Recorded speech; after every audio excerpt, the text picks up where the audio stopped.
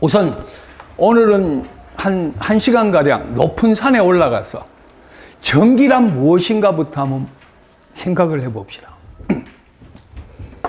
발전소가 있습니다. 발전소는 말 그대로 전기적 에너지를 생산하는 곳입니다. 전기적 에너지를 생산한다면 그 방법에 따라서 화력발전, 우리나라 총 발전량 중에서 약 48%, 약 반에 가까운 전력을 화력발전으로 생산을 합니다. 그 다음이 원자력 발전입니다. 이 원자력 발전은 우리나라의 기저 발전 부분을 담당하고 있습니다. 이 말은 뭐냐? 전기적 에너지가 낮에는 피크타임 전력치가 걸리고 밤에는 전기 사용 보아가 줄어들면서 최소 전력이 걸립니다. 늘 꾸준하게 전기를 생산하여 평균적으로 우리나라 전체 보아에 전력을 공급하는 것은 원자력 발전입니다. 그러니까 원자력 발전을 먼저 발전을 하고 모자라는 것을 화력이나 수력, 다른 방법으로 전력을 충당해냅니다. 수력 발전. 그 다음에 신에너지, 재생에너지. 자, 여기서 신에너지는 어떤 에너지냐? 기존에 우리가 발전하고 있는 모든 에너지는 재생에너지입니다. 수력 발전은 뭐를 이용한 게 수력 발전입니까? 물의 위치 에너지를 이용해서 터빈을 돌리고 수차를 돌리는 게 수력 발전입니다. 그러면 저 수력 발전이는 어떤 에너지입니까? 자연 에너지를 재생산하는 재생 에너지입니다. 태양광 발전이다. 역시 뭐예요? 재생 에너지입니다. 기존의 석탄에 의한 열 에너지가 아닌 자연 에너지를 다시 에너지로 만드는 게 재생 에너지입니다. 자, 풍력 발전. 우리나라 안마도 해상 부분, 저기 서남매 안에 안마도라는 곳이 있는데 거기에 풍력 발전을 만들어서 효성중공업, 현대중공업, 대우중공업 이런 데서 두산중공업 이런 데서 전기를 풍력 발전에 있어 생산해서 지금 우리가 실용화하고 있습니다. 그런 것들 역시 무슨 에너지예요? 재생에너지입니다. 또 이제 신에너지는 어떤 거냐? 바이오 에너지, 디젤 에너지 이런 걸 갖고 지금 우리가 사용하고 있는 에너지가 아닌 다른 에너지를 이용하는 방식이 바로 신에너지입니다. 특히 제주도 같은 경우는 화력 발전으로 전기를 생산할 수 없는 청정 지역입니다. 그래서 우리는 지금 해남이나 진도에서 직류로 땅속으로 전기를 공급해서 제주도까지 전력을 공급하고 있습니다. 또 자체는 어떤 에너지를 생산하느냐? 바로 신에너지입니다. 귤로 껍질을 까서 귤을 주스로 만들고 그 껍질을 발효를 시킵니다. 발효시키면 열이 발생합니다. 그래서 그런 폐열을 이용한다든가 바이오 에너지를 이용한다든가 그런 게 재생에너지. 자, 그러면 화력, 원자력, 수력, 신에너지, 재생에너지 이렇게 생산된 전력이 어디를 타고 변전소를 거칩니다. 변전소를 거쳐서 송전선로를 타고 또 배전선로를 타고 또 우리 가정에 있는 골목에 있는 주상 변압기를 거쳐서 우리 가정에 22,900V 퍼 380에 220V의 전원으로 변성하여 가정용 전기,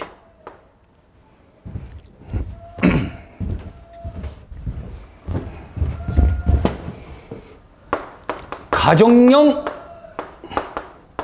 요걸 일반용 전기 수용가를 합니다. 그 다음 380V는 자가용 전기 수용가.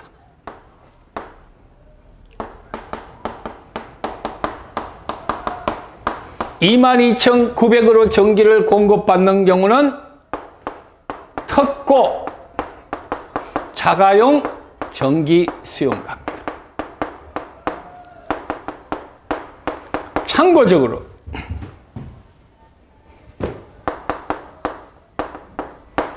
우리는 발전소에서 생산된 전력이 6.6kV, 22kV.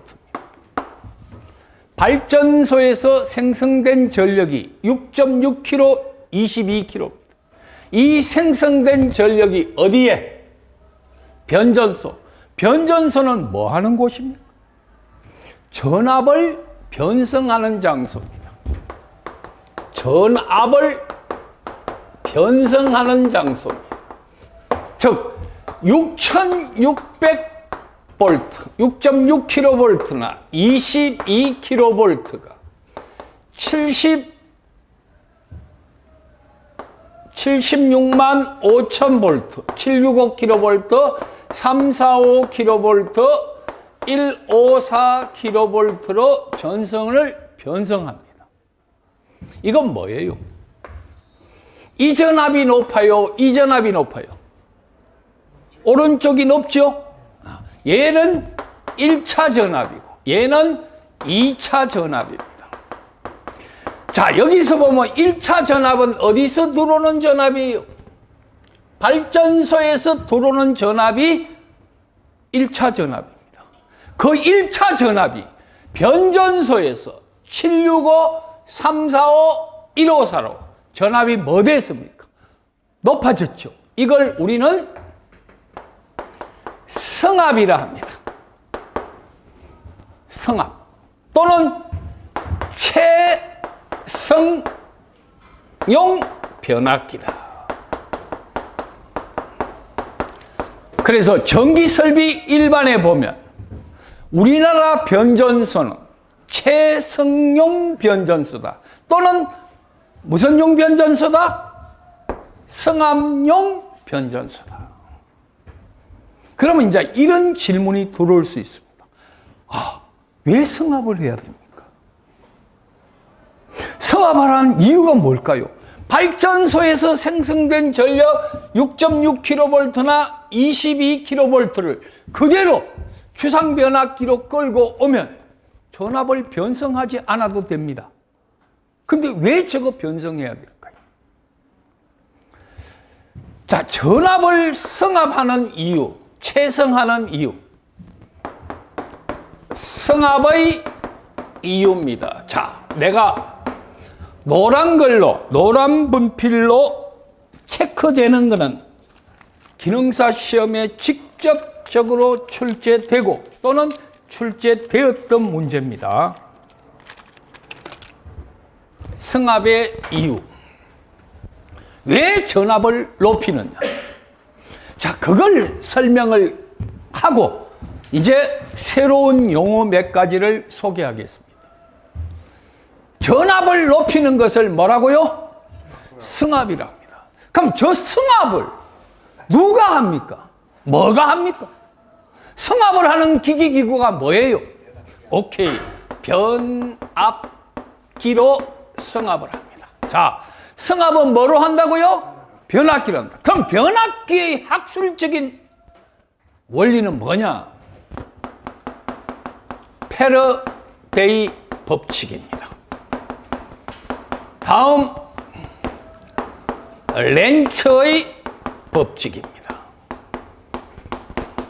자, 다시 승합을 하는 기계의 기구는 변압기고 그 변압기는 패러데이 법칙과 아직은 몰라도 좋습니다. 무슨 패러데이 법칙이 뭔지 렌츠의 법칙이 뭔지는 몰라도 좋습니다. 아직은 승합은 뭐로 한다고요? 변압기로 하고 그 변압기의 원리는 패러데이 법칙과 렌츠의 법칙으로 한다. 자, 그러면 변압기가 승합을 하는데 왜 승합을 하느냐? 가장 중요한 게 선로 손실을 감소시키고 송전 용량을 정대시키게 한다. 선로 손실을 감소하고 용량을 정대시키기 위해서 한다. 자, 우리는 이 말이 또랑치고 가재 잡습니다. 용량은 정대돼야 되겠죠. 아울러 손실은 줄여야 됩니다. 자, 한 가지 이 손실 부분을 물리적으로 한번 생각을 해봅시다. 김장철에 강원도 고냉지 배추나 해남에서 햇빛 바닷바람에 잘 통풍이 되는 곳에 자란 배추가 가장 값비싼 배추입니다. 그럼 그 배추가 생산이 되면 생산된 배추값하고 가락시장에서 받았는 배추값은 차가 있죠. 생산된 전력을 송전단 전력이라 하고 가락시장에서 우리가 식하게 올라오는 가격을 수전단 전력이라 한다면 그 사이에 뭐가 생깁니까? 이윤이 붙겠죠. 정기적으로 본다면 손실이 생깁니다. 100이라는 걸 생산했는데 우리 들어오는 건 80부에 안 들어옵니다. 예를 들어서 우리나라 배전선로의 손실은 약 13%입니다. OECD 국가 중에서 가장 손실이 적은 나라입니다. 그만큼 전기를 생산하여 배전하는 기술이 다른 어떤 나라보다 뛰어납니다. 100을 생산하면 우리 가정에 들어오는 것은 87이 들어옵니다. 13% 정도가 손실입니다. 그 손실은 뭐냐? 아까 배추로 따지면 상차비가 있겠죠. 또 고속도로에 물류 이동을 하지요. 또 와서 내려야 되죠. 이런 것들이 바로 선로가 갖고 있는 손실입니다. 자, 그래서 승합을 하게 되면 일반 도로로 골목길을 통해서 물류가 이동되는 게 아니고 10차선, 20차선이 되는 고속도로를 타고 들어옵니다. 아주 작은 전압이 765. 몇 배입니까? 30배입니다. 얘는 몇 배예요? 약 50배 승합이 됐습니다. 그러니까 엄청난 빠른 에너지의 힘으로 전송이 됩니다. 그러니까 그 길을 통과하는 손실이 그만큼 줄어든다는 얘기입니다. 자, 발전소에서 생성된 전력은 1차 변전소에서 승합을 한다. 승합하는 기계는 뭐라고? 변압기고 그 변압기의 원리는 패러데이 법칙과 렌츠의 법칙을 통해서 승합이 되고 승합하는 이유는 손실을 줄이고 공급 전력을 정대시킨다. 여기까지 확실하게 정리됐죠?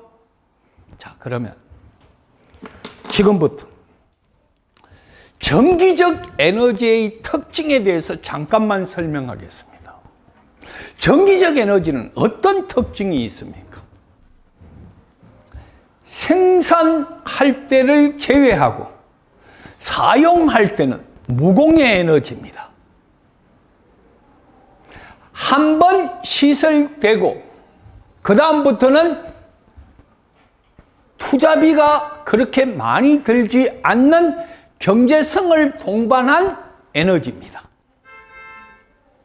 세 번째는 그런 에너지는 늘 정전이 없이 무정전으로 전력을 공급받을 수 있는 전기적 에너지의 안정도를 확보해 줘야 됩니다.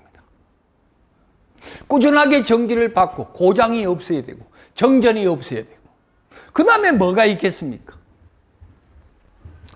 전기적 에너지가 국민 경제에 미치는 영향은 상당히 높습니다. 우선 한번 봅시다. 우리 전기요금은 지금 몇 단계 누진제를 갖고 있습니까? 4단계 누진제를 갖고 있습니다. 가장 낮은 단계가 저소득 영세 가정입니다. 그 가정은 전기요금 비율이 높으면 가정경제 부담이 높아집니다. 그래서 그런 저소득 가구에는 전기요금을 감해 줍니다. 그 다음, 가정용이나 공장은 자동적으로 전기요금을 채택해줘서 전기 사용량이 많으면 많을수록 전기요금을 많이 내게 해서 전기적 에너지를 전략하게 만들어줍니다. 그게 누진전기 제도의 목적입니다. 그런데 한 가지 극단적인 예를 한번 들어봅시다. 반도체 칩 하나를 생산해내는데 동력비가 부담하는 게 전기 에너지가 부담하는 비가 10%라고 가정한다면, 대만은 1kW당 공장에서 200원의 전기요금을 내고 물건을 생산하고, 우리나라는 100원의 전기요금을 내고 물건을 생산한다면 우리나라 공산품이 국제시장에서 가격 경쟁력에서 확실히 앞서겠죠. 그래서 전기요금이 갖는 국민경제에 미치는 영향은 지대합니다. 그렇다면 전기 에너지를 가장 저렴하고 가장 효과적으로 무정전 전력을 공급받아야 됩니다. 그렇게 하기 위해서는 전기 설비를 안전하게 운영, 관리, 유지, 보수를 해야 됩니다. 그렇게 하는 게 바로 전기 설비의 기본 목적입니다. 그래서 전기 설비는 위험하고 중요한 설비입니다. 일정의 규정을 만들어서 그 규정에 알맞게 시공하고 운영, 관리, 점검하여 검사할 수 있도록 만들어졌습니다. 그 전반적인 것을 달아내는 게 전기 설비 기술 기준, 지금 우리가 배우는 시설 관계와 그 법령에 관한 내용들입니다. 자, 그러면 전기적인 용어 중에서 자, 한 가지 더, 아까 했던 걸 잠깐만 더 설명을 할게요. 발전소에서 생성된 전력이 변전소에서 전압을 승합하여 송전선로를 거치고, 송전선로에 거친 전기는 배전선로를 거쳐서 우리 골목 앞에 있는 주상변압기가 뭐예요? 전주 위에 있는 변압기입니다. 그 변압기에 와서 전주 위에 있는 주상변압기 1차 척 전압입니다. 얼마라고요? 22,900입니다. 2차는 380에 220입니다. 380에 얼마요? 220입니다. 380은 자가용 전기 수용가의 전기를 사용하는 곳이고, 220은 일반용 전기 수용가입니다. 여러분들이 어느 날 보니까 전기관 안쪽에서 수업을 받고 있죠. 전기관 앞쪽엔 화요일 날 내가 대학생들을 회로 이론을 가르치고 있는 데입니다. 그 강의실에 전압이 두 종이 들어옵니다. 하나는 380이 들어오고 하나는 220이 들어옵니다. 380은 계절보아에 전력을 공급합니다. 여름에는 냉방보아, 겨울에는 난방보아에 전기를 공급합니다. 그거는 용량이 크기 때문에 3상의 전기를 공급받고, 우리가 쓰고 있는 전등이나 PC, 촬영기구는 다 220V입니다. 그래서 220V와 380V로 전기를 공급받습니다. 그래서 지금부터 우리 전기가 어떻게 사용되는가에 대한 설명을 드리겠습니다. 자, 칠판 지우기 전에 다시 한번 정리합니다. 전기를 생산하는 것을 발전, 그 생산된 전력을 알맞게 전압을 높이고 낮춰주는 것을 변전. 우리나라 1차 변전소는 다 승합을 시킵니다. 최승용 변압기고. 왜 전압을 높이느냐? 손실을 줄이고 공급 전력을 정대하기 위함입니다. 그 전압을 변성하는 것을 변압기라 하고 그 장소를 변전소라 하며, 변압기는 패러데이 법칙과 렌츠의 법칙에 의해서 적용되는 기계기구고, 그 생산된 전력은 전압을 승합해야 손실이 줄어들고 공급 전력이 정대됩니다. 여기까지 정리됐죠? 자, 그러면 지금부터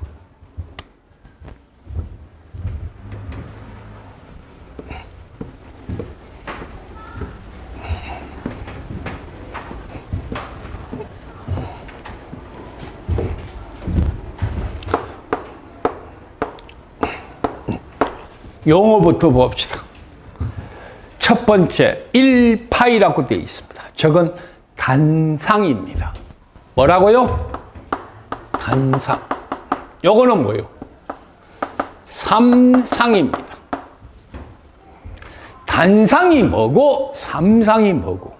삼상은 요거는 단상 2선식이, 요거는 삼상 3선식과 삼상 4선식이 있습니다. 우리나라는 옛날에 단상 2선식도 있었고 단상 3선식도 있었습니다. 자, 이건 뭐예요? 상이고 이 W는 뭐예요? 와이어, 선입니다. 자, 단상 2선식 그림을 보면 상이 몇 개예요? 하나. 선은 몇 W입니까? 두 개, 2W. 여기에 부하가 갖다 달립니다. 부하. 자, 거두절미하고 나중에 그 이유를 내가 설명드릴게요. 이 부하는 P라고 합니다. V, I. 여기 걸리는 전압을 V, 여기 걸리는 전압을 I. 코사인 세타입니다. 같이 따라하세요. P, VI 코사인 세타. V는 뭐예요? 전압입니다. 오늘 여러분들은 전기를 전혀 모른다고 생각하고 내가 강의를 합니다. 제로 베이스에서 시작한다. I는 전류입니다. 얘는 뭐예요? 코사인 세타. 뭐라고 알고 있습니까? 뭐라고 알고 있어요? 역률입니다. 자, 역률이 뭐냐? 역률이 뭐라고 생각해요? 역률이 거꾸로 들어간다. 거꾸로 역자예요? 아닙니다. 역률은 전압과 전류의 위상차입니다. 자, 역률은 뭐요? 전압과 전류의 위상차입니다.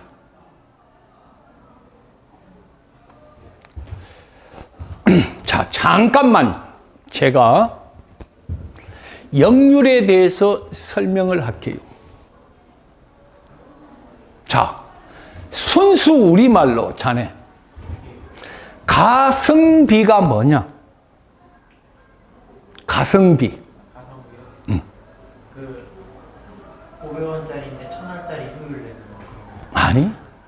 정확한 이야기는 가격 대비 성능의 비를 가성비라 합니다.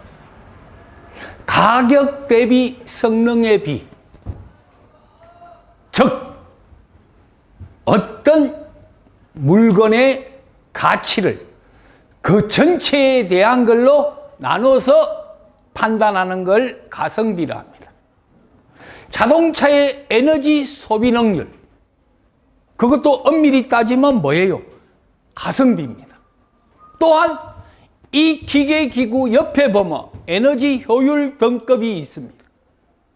에너지 효율 등급이 높으면 높을수록 가성비가 좋습니다.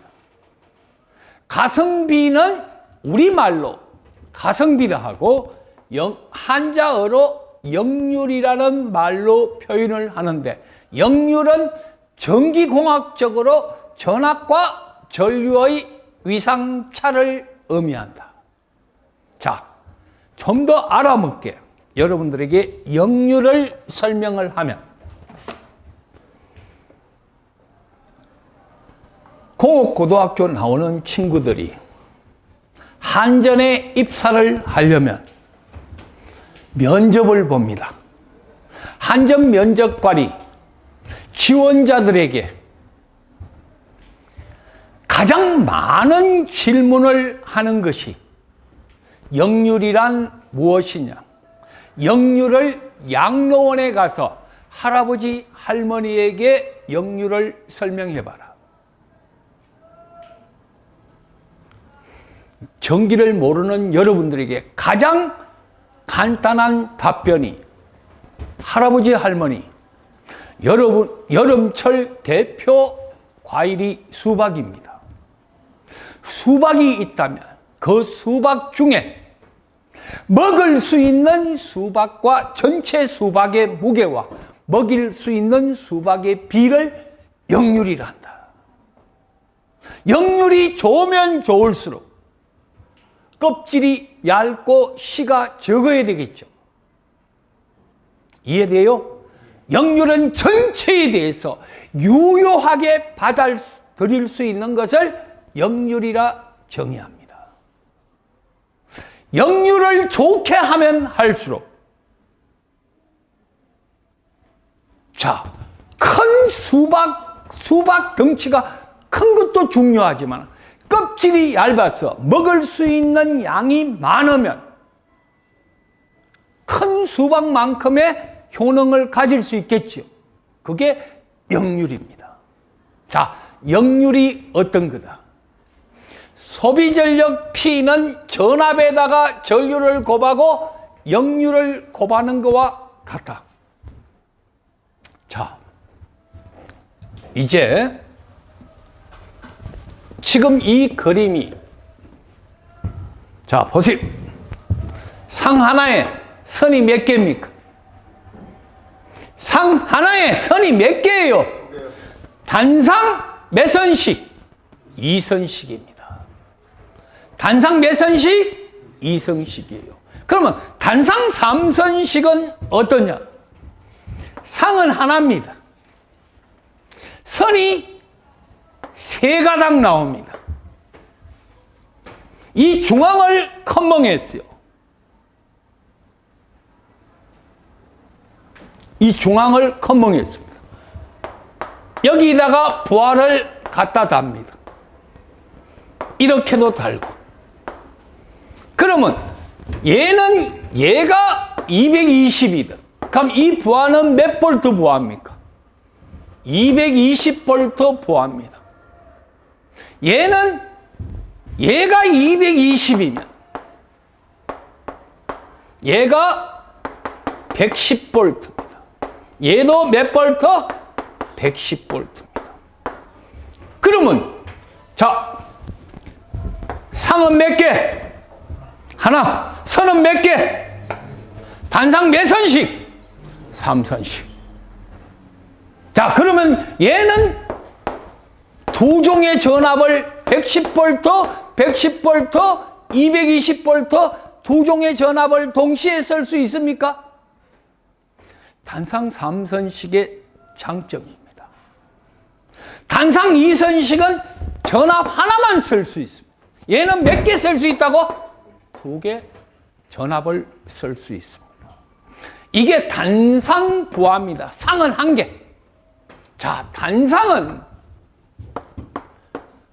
회전 자개가 없다. 삼상은 회전 자개가 있다. 자, 아직 여러분들이 전기 공부를 시작한 지 얼마 안 됐는데 5월 한 달이 첫 주가 공휴일이 많았습니다. 그래서 아직 공부를 제대로 못 배웠습니다. 회전 자개가 뭐고 자개가 뭐다는 거 아직 안 배웠을 거예요. 자개는 자속이 미치는 범위를 나타냅니다. 자개는 자속이 미치는 범위입니다. 어떤 코일 성분에 전류를 흐르면 여기에 자속이 발생됩니다. 그때 자속이 미치는 범위가 바로 자개입니다. 자, 그래서 자개가 뭔지는 나중에 전기이론 교수님한테 수업을 듣고 나는 여러분들한테 단상과 삼상의 차이점만 설명을 하다가 보니까 단상은 회전 자개가 없고 삼상은 회전 자개가 있습니다. 그러면 자개는 어느 게 크냐? 회전 자개가 큽니다. 그러면 회전 자개가 큰 삼상은 동력 부하, 큰 부하에 삼상으로 공급을 해야 회전 자개가 크니까 출력이 커집니다. 자, 다시 단상인 회전 자개가 없고 삼상은 회전 자개가 많다. 그러면 큰 부하는 회전 자개가 많은 삼상의 전기를 공급해야 되고 가정용 전기처럼 출력이 적은 부하는 단상의 전기를 공급해야 된다. 오케이? 자, 또 우리 저 B 친구한테 질문을 하나 드립니다. 우리 가정용 전기기구는 1. 직렬로 연결되어 있다. 2. 병렬로 연결되어 있다. 3. 때로는 직렬이고 때로는 병렬로 연결되어 있다. 어느 게 맞습니까? 2번 병렬로 연결됐다. 모든 가정용 기계기구는 병렬로 연결되어 있습니다. 그래서 모든 가정에 사용되고 있는 기계기구는 그 병렬 전압인 220V의 전기를 공급받습니다. 가스레인지도 220, 전기냉장고도 220, 전등부하도 220, TV 부하도 220. 다 병렬로 연결되어 있습니다. 자, 그러면 이제 단상 2선식과 단상 3선식. 단상은 삼상에 비해서 회전 자개가 없어 출력이 적은 부하에 적용된다. 단상 2선식은 한 개의 전압만 얻을 수 있고 단상 3선식은 두 개의 전압을 동시에 얻을 수 있다. 정리됐어요? 통과합니다. 자, 삼상 보겠습니다. 삼상은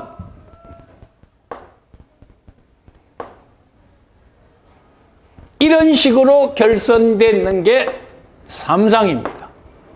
또 이런 식으로 결선되는 게 삼상입니다.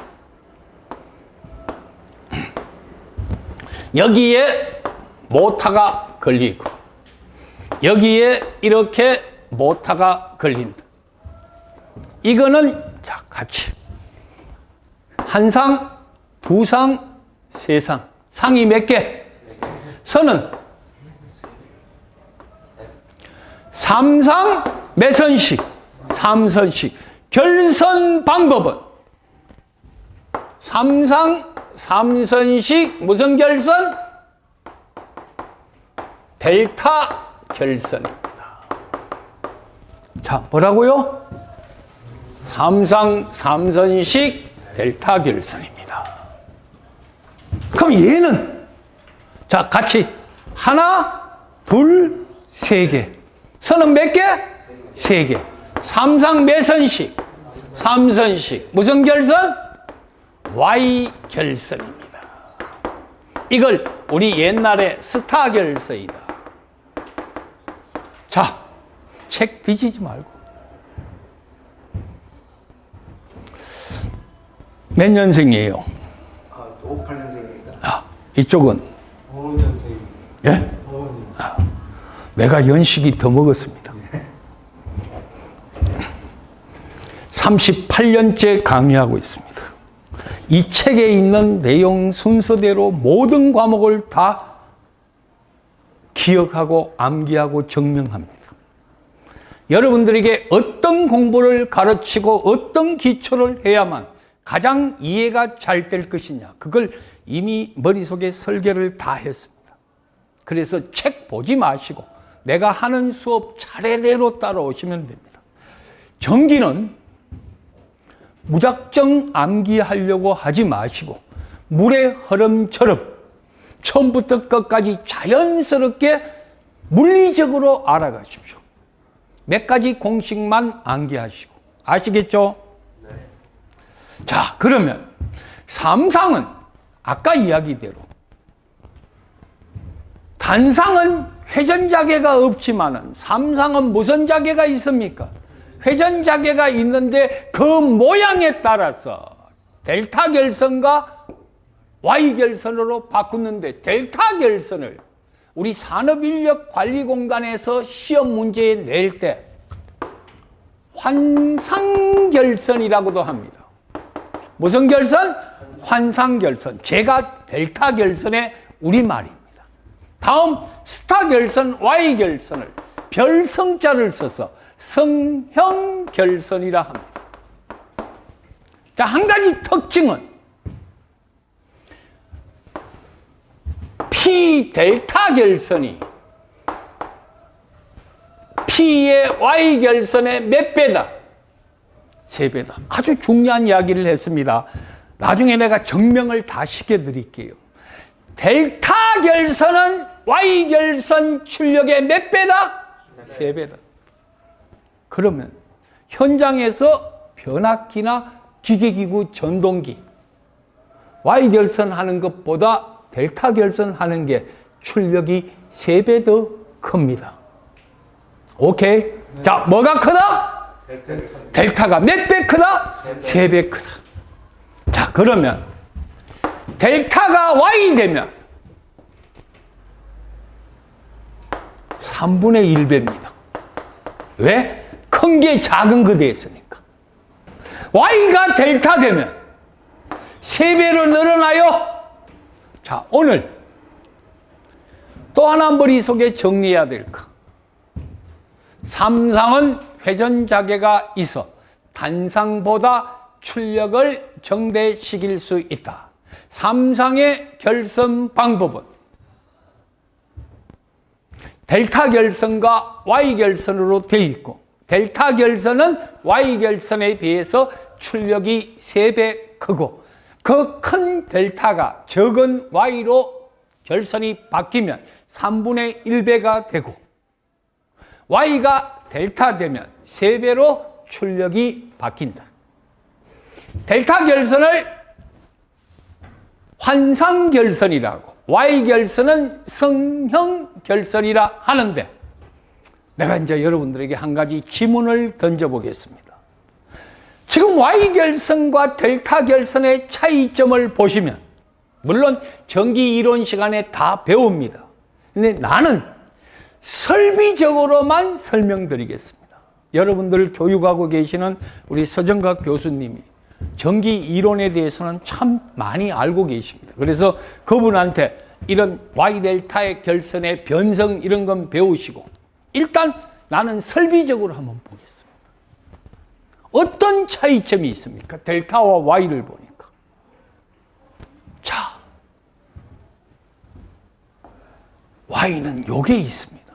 이게 뭐예요? 중앙에 점이 있죠. 저걸 중성점이 있다. 자, Y의 특징은 뭐가 있다? 중성점이 있다. 중성점을 따서 대지로 어서 시킨다. 이건 무슨 표시예요? 접지 표시입니다. 영어로 그라운드 시킨다. 자, 앞으로 내가 여러분들에게 수업을 하다가 그라운드 됐다. 땅에 접지됐다. 근데 자, 접지는 왜 합니까? 저거 땅에 왜 연결하겠어요? 자, 내가 이 선을 잘못해서 이렇게 만졌습니다. 얘가 접지되어 있고, 이거는 어디 접지되어 있습니까? 땅에. 땅은 뭐라고 합니까? 대지라 하죠. 그라운드입니다. 대지는 전이가 뭐예요? 영전입니다. 자,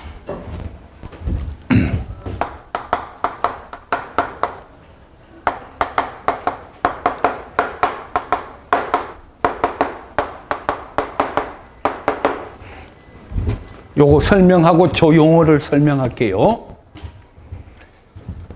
땅에 접지되어 있습니다. 땅은 이름하여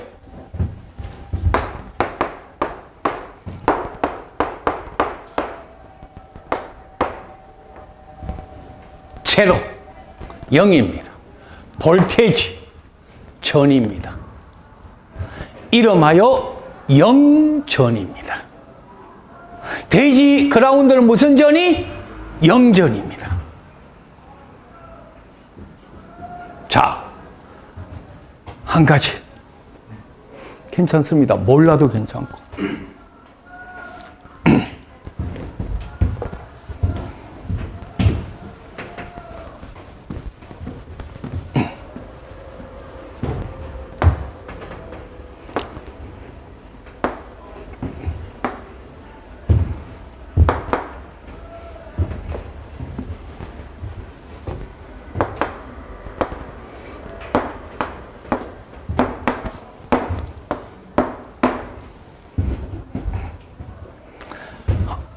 여기 100볼트를 연결했습니다. 이 저항은 무슨 연결되어 있습니까? 병렬 연결되어 있습니다. 맞습니까? 여기 몇 암페어 흐릅니까? 100볼트에 100옴, 1암페어 흐릅니다.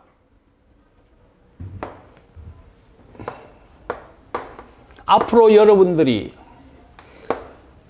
기능사 실기까지 자격증을 취득했을 때, 또 그걸 바탕으로 기사를 딴다든가 기능장을 공부했을 때, 여러분들 머릿속에 절대 벗어나서는 안 되는 그림입니다. I는 R분의 V, R은 I분의 V, V는 I 곱하기 R. 자, 조금 이따가 다시 설명할게요. 그러면 여기 뭐가 걸립니까? 백이 걸립니다. 여기도 뭐가 걸려요? 백이 걸립니다. 병렬이니까. 병렬은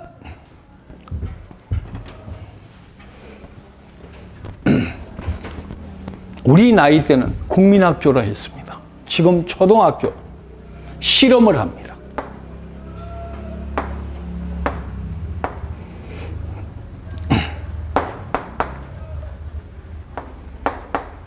이렇게 됐다. 이렇게 흘러갑니다. 이 두 개의 전구는 불의 밝기가 같지요? 맞습니까? 불의 밝기가 같습니다. 뭐는 같다고요? 불의 밝기가. 전류는 플러스에서 출발하여 마이너스로 흘러 들어옵니다. 자, 전기적 에너지의 전하는 플러스에서 출발하여 마이너스로 흘러들어옵니다. 그러면 이때 이 전압, 이 전압이 몇 볼트라는 얘기예요?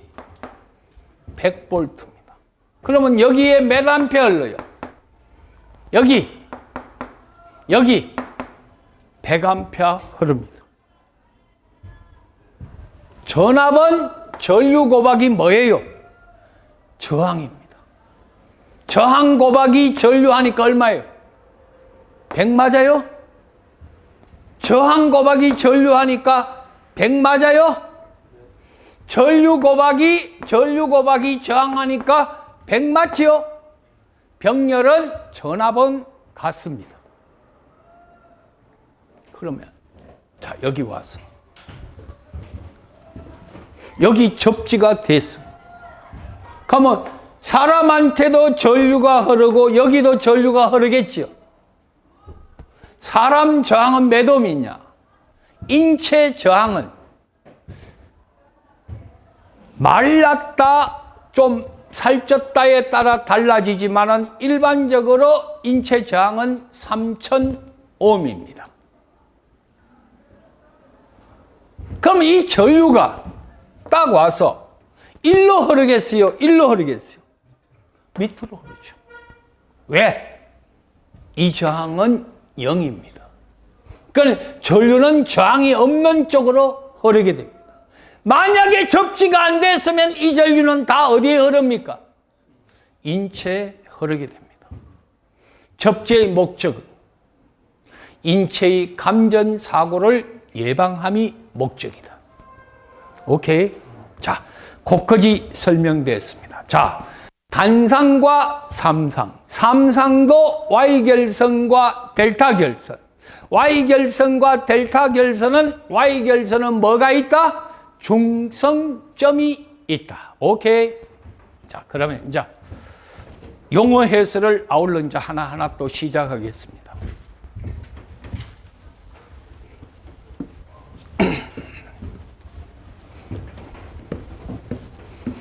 전기 설비를 이해하기 위해서 오늘 1시간 반 정도는 전기의 전반적인 이해를 하고 설비에 대해서 이제 접근을 해야 됩니다.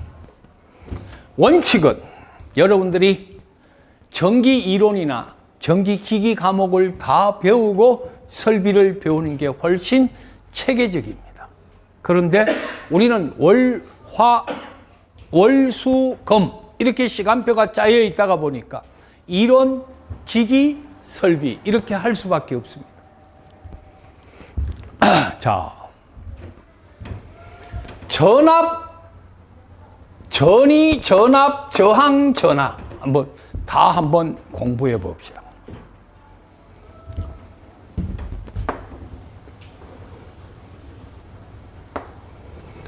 연립주택이 하나 있습니다. 1층, 2층, 3층. 옥상에 물탱크.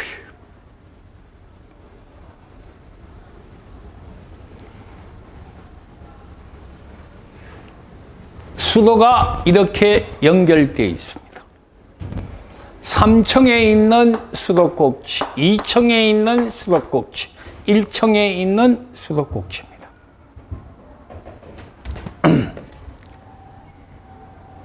펌프가 뭐예요? 펌프. 물을 끌어올리는 펌프.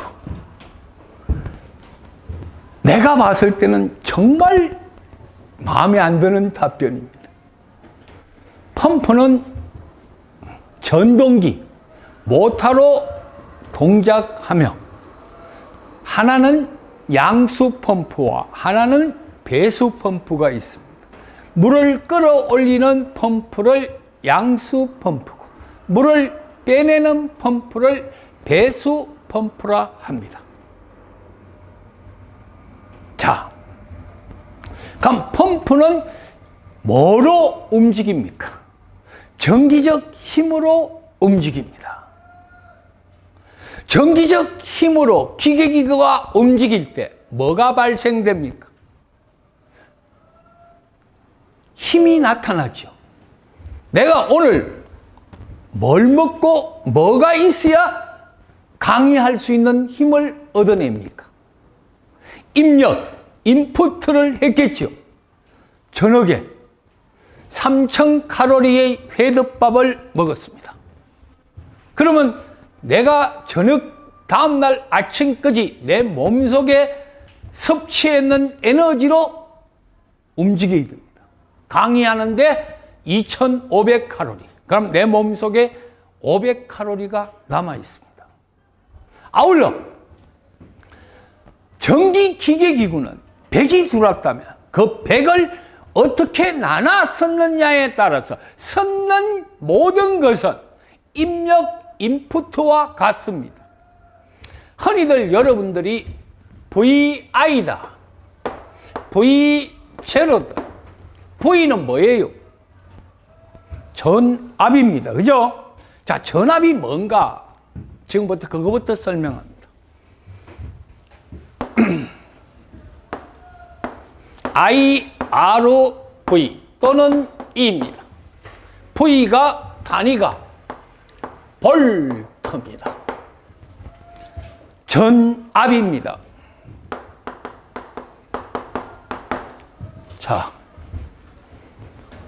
자, 파다 적으려 하지 마시고. 전압은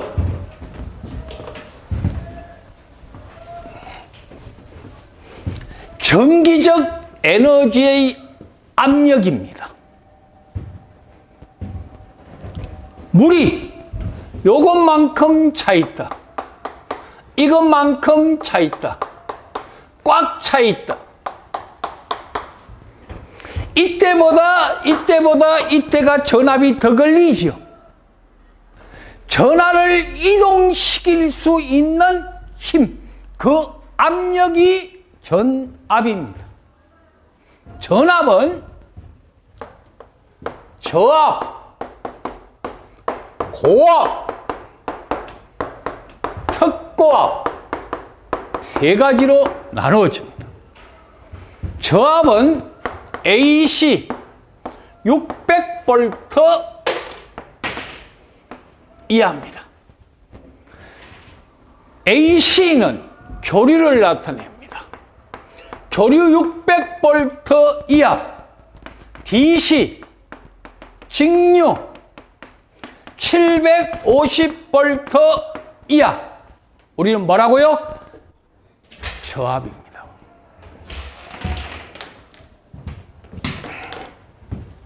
고압은 7000V 이하입니다. 7000V 넘어가면 초가가 딱 붙습니다. 무슨 뭐압이라고요? 특고압입니다. 특고압은 특별고압의 약자입니다. 그래서 전기는 저압, 고압, 특별고압으로 나누어집니다. 자, 우리 가정에 있는 조그만 어항에 있는 펌프, 공기순환 펌프, 이런 거는 저압입니다. 압력을 적게 줍니다. 근데 아파트 단지 연립주택 옥상에 있는 양수 펌프, 압력이 좀 크지요.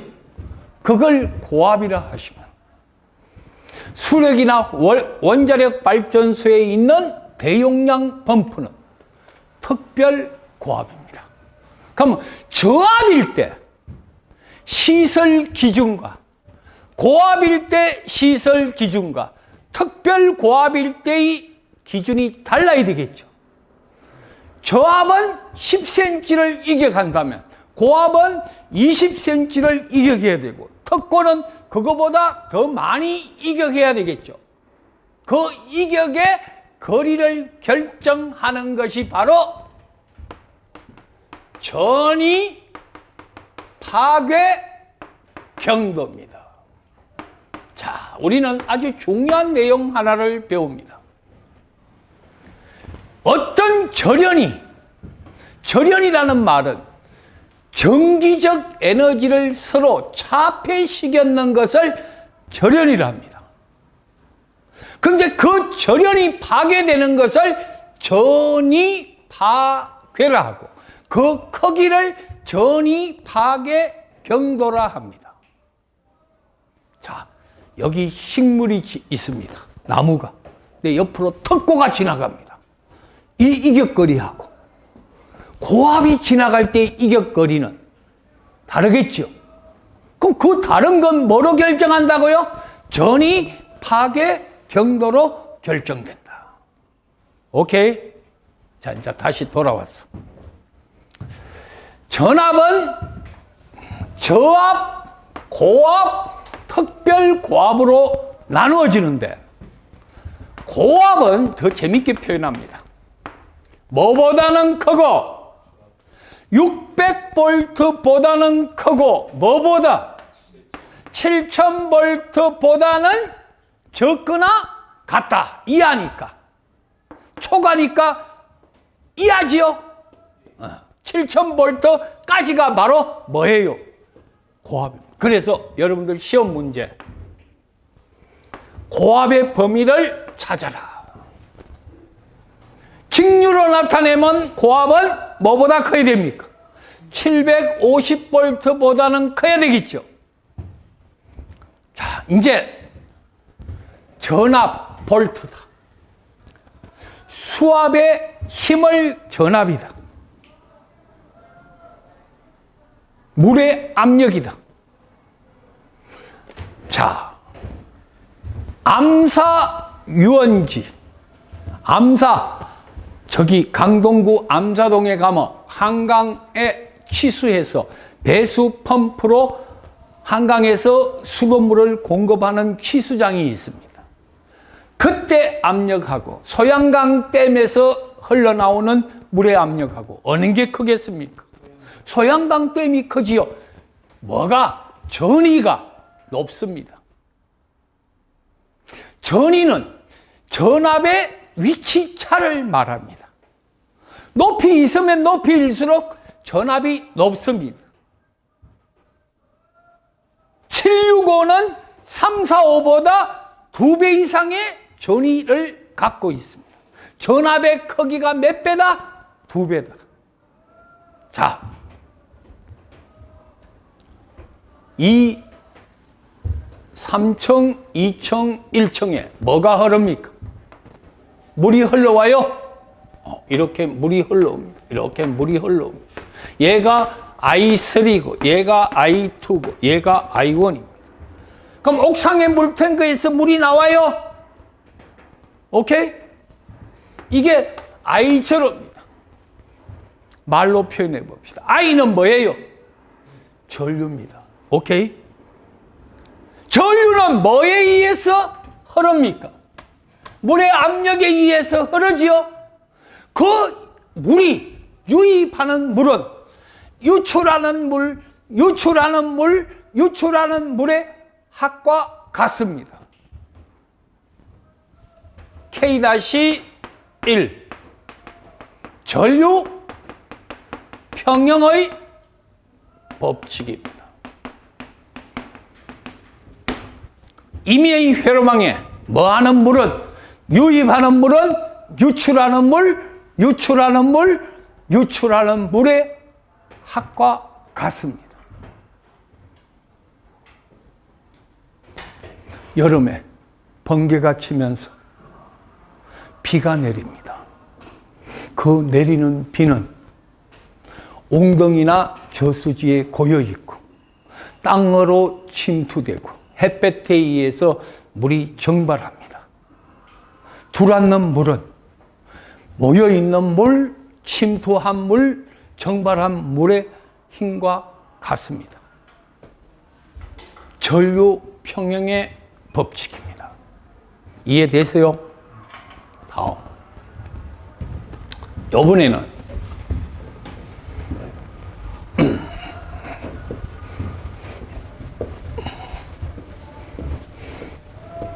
전압 평형입니다.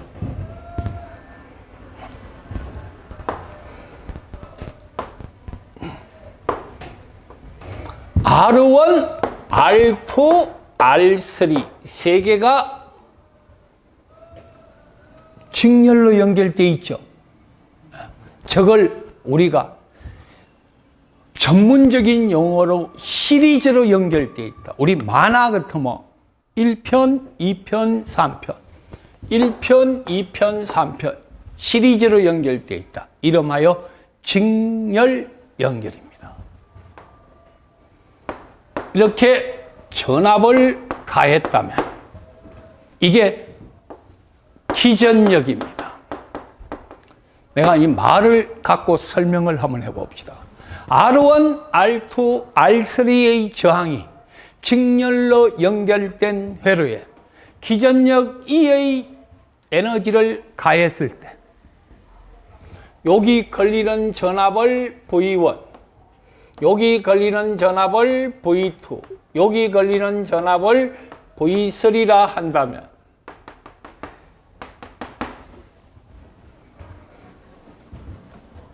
자, 저건 뭐예요?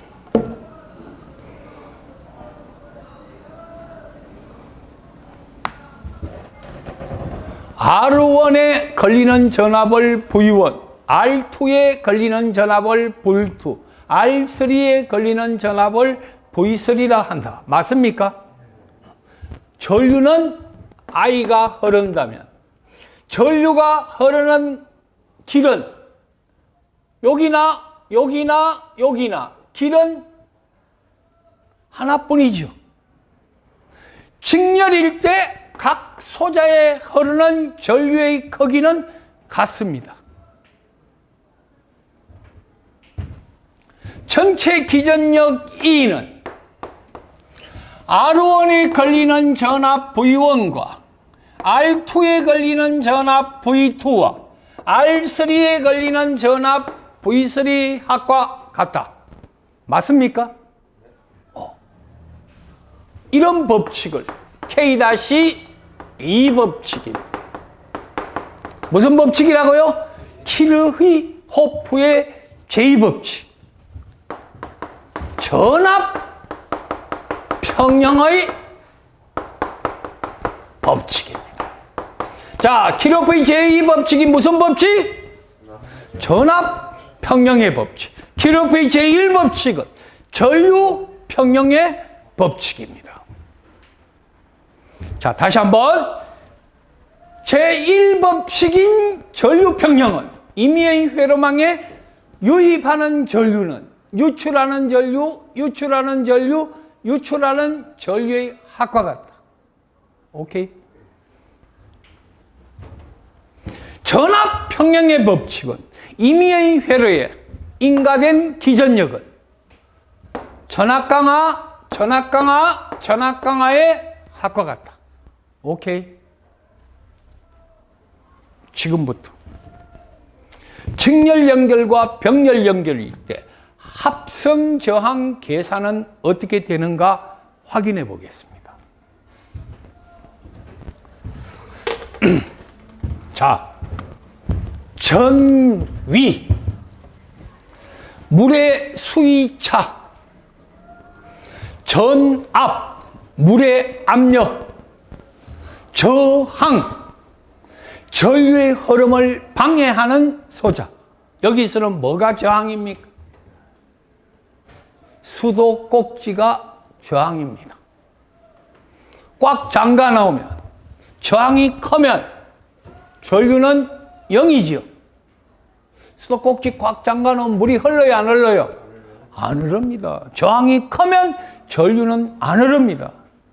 수도꼭지를 완전히 털어 놓으면 저항이 없지요? 저항이 없으면 물이 많이 흐르죠?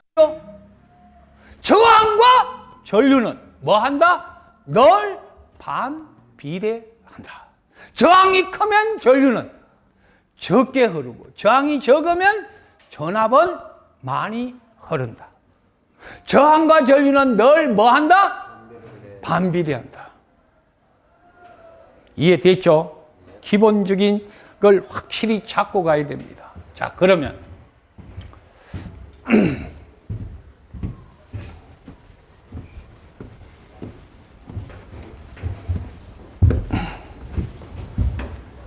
자, R1이고 R2고 전압 2를 가했습니다. 전압을 가하면 뭐가 흐릅니까? 전류가 흐르지요? 여기 전류가 흐르면 여기 걸리는 전압은 V1이 돼요? 맞죠? 여기 전류가 흐르면 여기 걸리는 전압은 V2가 됩니다. 그러면 전체 전압 E는 V1 플러스 V2입니다. 맞습니까? 그럼 V1은 I 곱하기 R1, V2는 I 곱하기 R2다. 여기까지 인정해요? 여기 걸리는 전압은 요 저항에다가 얘를 곱한 값이고 여기 걸리는 전압은 그 저항에다가 흐르는 전류 I를 곱한 값입니다. 맞습니까? 뭐가 같아요? 공통인수가 I죠. R1 플러스 R2 돼요? 뭐가? E가. 그러면 원래 E는 뭐예요? I 곱하기 R 맞아요? 예? 오! 저항이 직렬로 연결되니까 그 합성저항은 2개 더하는 값과 같더라. 오케이? 자, 저항이 직렬로 연결되면 그 합성저항은 2개 더하는 거와 같더라. 됐습니까? 10ohm짜리 저항이 5개 직렬로 연결되어 있습니다. 합성저항은 10 플러스 10 플러스 10 플러스 10 플러스 10, 50이죠? 그때 계산 방법은 늘 N 곱하기 R입니다. 10ohm짜리 5개면 5 곱하기 5개, 50. 6개면 6 곱하기 10, 60. 오케이? 다음. 이번에는 자, 기초를 확실히 점검을 하고 그 응용인 설비로 들어가야 됩니다. R1, R2 이렇게 E가 있습니다. R1, R2가 병렬로 연결된 회로에 병렬 전압 E를 가했습니다. 뭐가 흐릅니까? 전류가 흐릅니다. 여기 흐르는 전류 I1, 여기 흐르는 전류 I2. 오케이? 모르면 고개 끄덕이지 마세요. 전체 전류 I는 I1 플러스 I2의 값과 같다. 들어가는 것은 나가는 전류의 합과 같다. 오케이? 이해돼요? 그러면 I는 원래 뭐예요? R분의 2죠. I1은 여기 흐르는 전류 I1은 R1분의 2예요. I2는 R2분의 2 맞아요? 여기에 흐르는 전류는 예분의 2전압. 여기 흐르는 전류는 예분의 2전압. I1분의 2, I2분의 2. 뭐는? 전체 전류는. 오케이? R분의 1은 R1분의 1 플러스 R2분의 1. 요걸 역수치하면 R.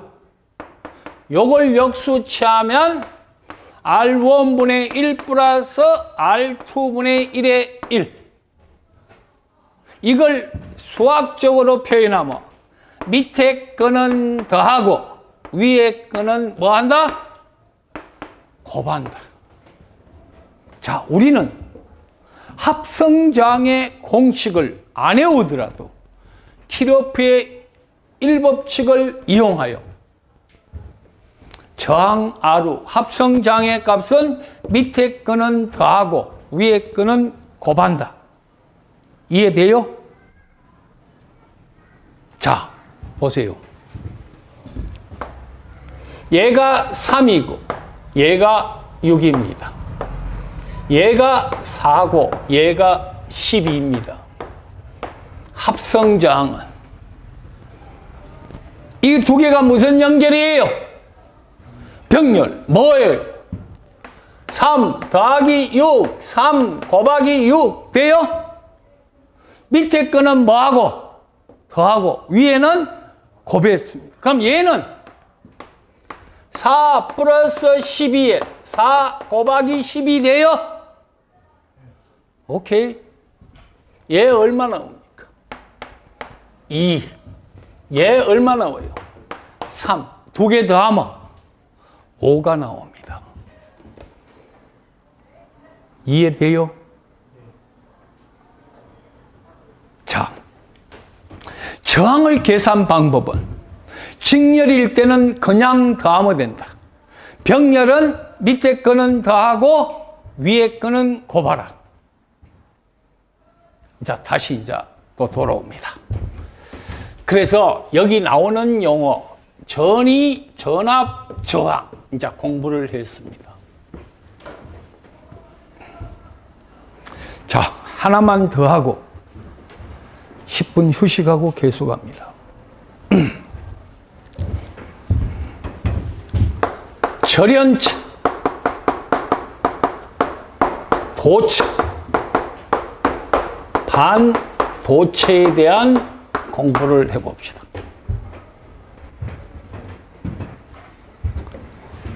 절연체는 뭐가 절연체입니까? 절연체가 뭐예요?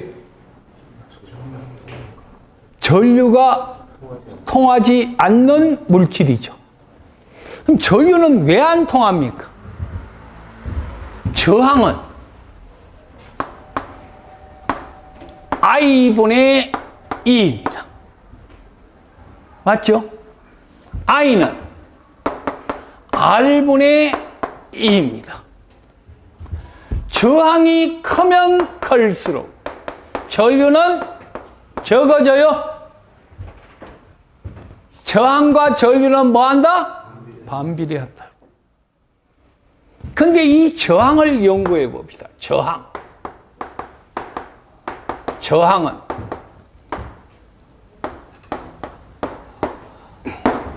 자, 한 가지 물어볼게요. 아까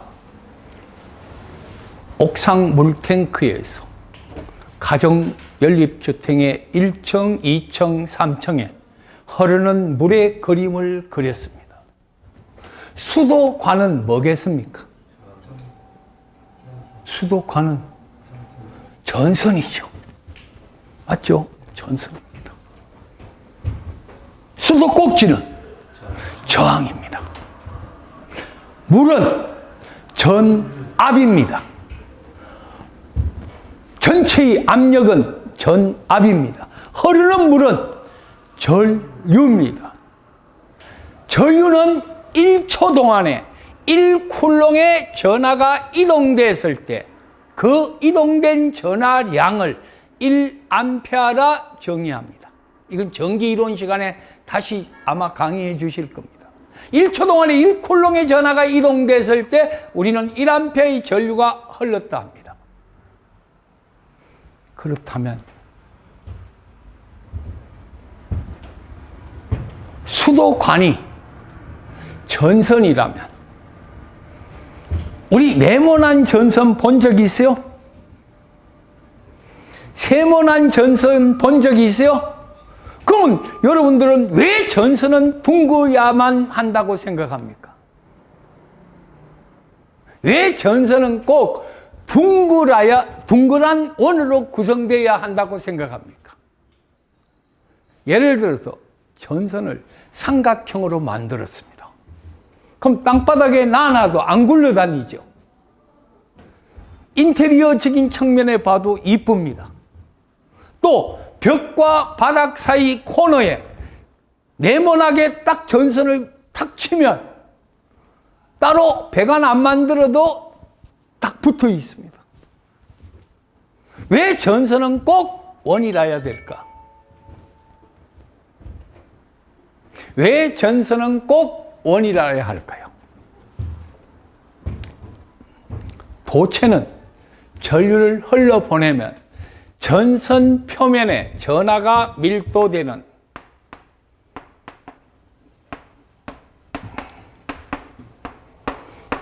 어떤 도체 표면에 전하를 흘러보내면 도체 표면에 전하의 밀도가 집중하는 스킨 에펙트, 표피 효과가 있습니다. 뭐가 있다고요? 표피 효과가 있다. 전하의 밀도가 도체 표면에 집중하고자 하는 표피 효과가 있습니다. 그러면 표피 효과가 있다면 네모난 전선은 여기에 모여듭니다. 이렇게. 그럼 사실은 이거 필요 없는 거와 같지요? 삼각형이다. 도체 표면에 원처럼 모여듭니다. 이거 사실 필요 없습니다. 그래서 도체는 이렇게 뾰족한 부분에 전하가 잘 튀어나갑니다. 그래서 원처럼 만들어져요. 이렇게 되면 여기가 절연 파괴가 제일 빨리 된다는 얘기예요. 둥글게 만들어 놓으면 골고루 전하가 분포된다는 얘기입니다. 이해되세요? 자, 그래서 표피 효과는 전하의 밀도가 도체 표면에 집중되는 현상입니다.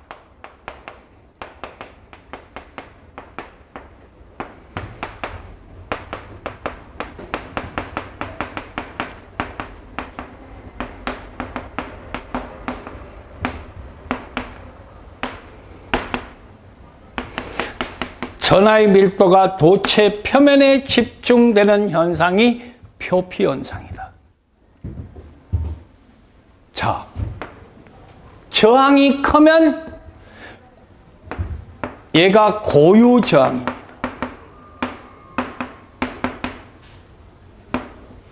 저항은 단면적에 반비례하고 길이에 비례합니다. 단면적이 크면 클수록 저항은 뭐합니까? 적습니다. 저항이 적다는 것은 전류를 잘 통과시킨다는 얘기죠. 그럼 전선이 굵으면 굵을수록 전류 용량은 정대하지요. 오케이. 길이가 길면 길수록 저항은 커집니다. 저항이 커지니까 전류는 적어집니다. 다시 한번. 도체 길이가 길면 길수록 뭐는 커져요? 전기장은 커집니다. 전기장이 커진다는 것은 뭐가? 전류가 적어진다는 얘기죠.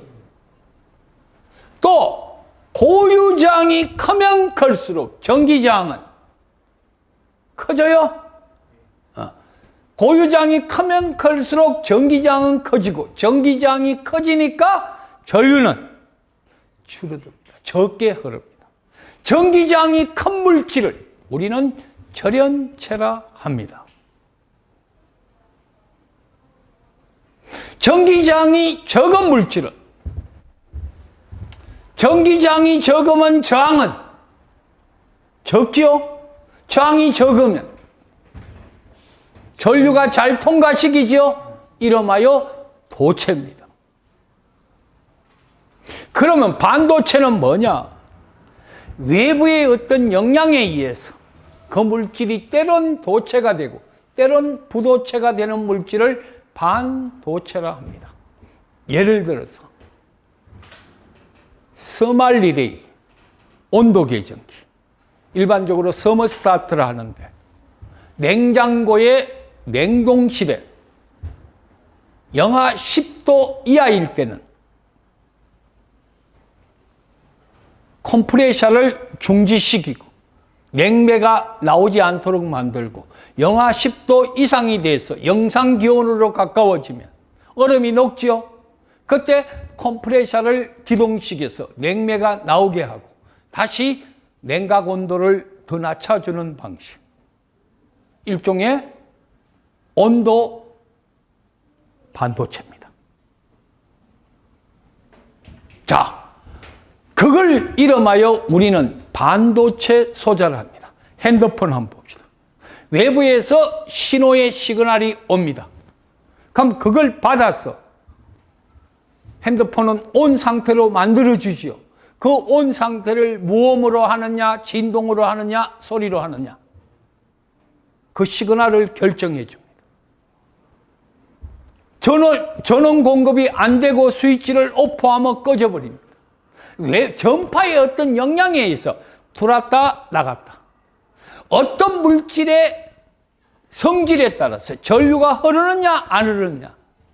전류가 많이 흐른다 도체, 전류가 거의 안 흐른다 부도체. 때로는 외부의 영향에 의해서 도체가 됐다가 부도체가 되는 물질을 반도체라 한다. 그러면 절연은 어떤 게 절연이냐? 전기가 흐르고 전기가 미치는 영향을 차단해 주는 게 절연입니다. 잠깐 실무적으로 설명을 하나 하겠습니다. 우리나라 전기철도는 두 가지 공급 방식을 갖고 있습니다. 하나는 DC 방식과 하나는 AC 방식입니다. DC는 1500V 방식이고 AC는 25000V 방식입니다. 서울 지하철인 경우는 대부분 DC 1500V입니다. 옛날 국철은 다 25000V 방식입니다. 남영역에서 서울역을 통과하는 사이에 전원 공급 방식의 변환으로 인하여 냉난방기구나 조명 설비의 일부 전원이 차단된다는 안내 멘트가 나옵니다. 남영역에서 서울역 사이에는 바로 전원 공급 방식이 변하고 있습니다. 그래서 DC 방식과 AC 방식 사이를 절연을 합니다. 약 250m 사이. 거기는 이쪽이 DC고 이쪽이 AC인데 250m는 전원이 공급이 안 되는 무전압 구간입니다. DC 방식에 의해서 달리던 타력에 의해서 250을 통과하여 다시 AC 방식으로 가고 이쪽으로 오면 AC 방식에 왔다가 250m, 300m를 대대 섹션, 무전압 구간을 통과하면서 다시 DC를 공급받아서 전원 공급을 합니다.